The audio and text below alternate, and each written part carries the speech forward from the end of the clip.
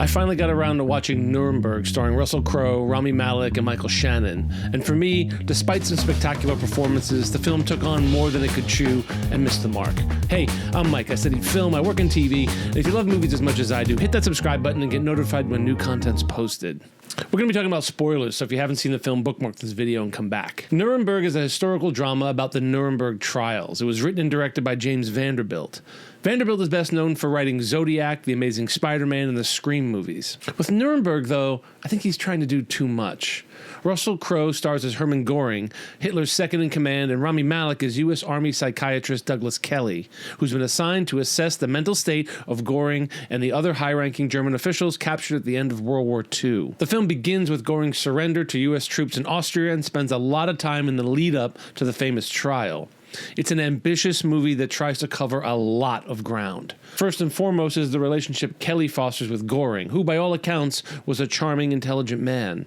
Kelly's given the opportunity of a lifetime to study the mental state of the Nazi leadership, a group of men so indoctrinated in their political movement that they allowed the Holocaust to happen. Kelly seizes this opportunity, realizing that this is his ticket to write a book, make a name for himself in the psychiatric world. Taking a step back, though, the film also details the roadblocks Supreme Court Justice Robert Jackson, played by Michael Shannon, endures to bring the men to trial. Most of the Allies would have been happy to simply execute the German leadership on the spot. And to be honest, the film doesn't make a good case for the rule of law.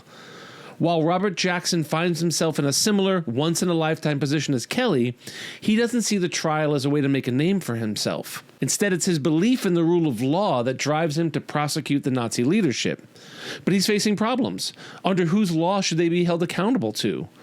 While the characters are debating the merits of their case, there's no mention of NATO being formed and the establishment of the United Nations, both of which happen sort of simultaneously to these trials. I think Nuremberg, the film, fails because it's trying to tell two very big stories. One is a personal character story of a psychiatrist who befriends Hitler's second-in-command. And the other, a truly fascinating look at war criminals being held accountable for their crimes and the mechanism that is built to both bring them to justice and rewrite the world order for decades to come. Either of those plot lines on their own would have made a pretty good movie. Instead, Vanderbilt opted to tell both stories. And here's the problem with that. The first half of the movie, we come to understand Göring in a way the history books may have overlooked. He's shown as a family man. He keeps asking for his wife and daughter. We come to sympathize with Göring.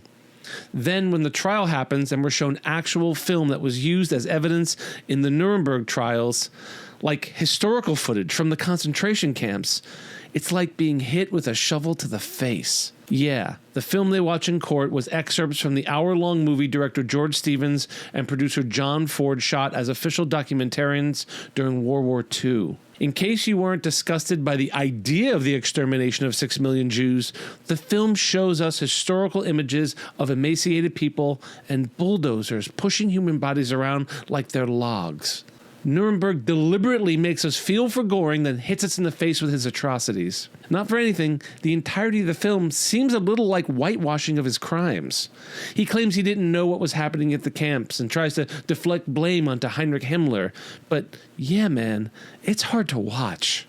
So what did I think of Nuremberg the movie? I think it's a stunning piece of Oscar bait with performances that'll keep you spellbound, but it misses the mark wildly for me by trying to humanize Hermann Göring. Russell Crowe delivers a masterful performance, but plays him a little too sympathetic. As I said, Göring is intelligent and charming, but we needed to see a little more of the psychosis, the delusion that Douglas Kelly was sent in to study. He should have been a little more like Hannibal Lecter, layered and complicated.